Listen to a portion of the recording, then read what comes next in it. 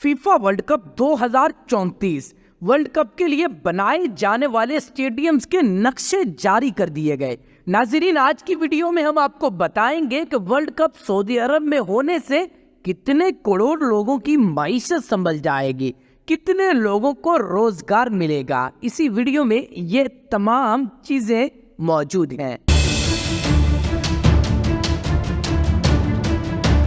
ये स्टेडियम 40 अरब की लागत से 9 साल में बनकर मुकम्मल हो जाएंगे।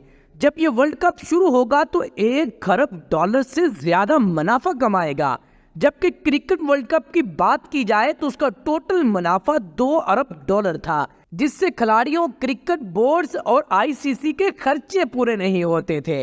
सऊदी अरब वर्ल्ड कप 2034 से लाखों लोगों को रोजगार मिलेगा। पूरे मुल्क के करोड़ों लोगों की माइशत अगले 20 साल तक बेहतर हो जाएगी। 1 नवंबर को फीफा सदर ने सऊदी अरब को वर्ल्ड कप मेजबानी मिलने से मुतालिक तस्दीक कर दी थी। फुटबॉल की आलमी तंजीम फीफा ने वर्ल्ड कप 2034 के लिए 31 अक्टूबर एशिया और ओशियाना मुमालिक से बोली तलब कर रखी थी, जिसका मंगल को आखिरी दिन था। ऐलान के बाद सऊदी अरब को फुटबॉल वर्ल्ड कप 2034 की मेजबानी मिल गई, जबकि ऑस्ट्रेलिया की जानिब से बोली में हिस्सा न लेने का ऐलान किया गया।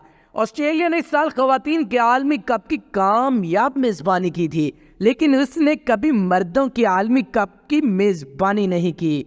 फुटबॉल ऑस्ट्रेलिया की डोमेस्टिक गवर्निंग बॉडी का कहना था कि वो वर्ल्ड कप की मेजबानी की बजाय विमेंस एशिया कप 2026 और क्लब वर्ल्ड कप 2029 की मेजबानी पर तवज्जो मरकूज किए रखेगा।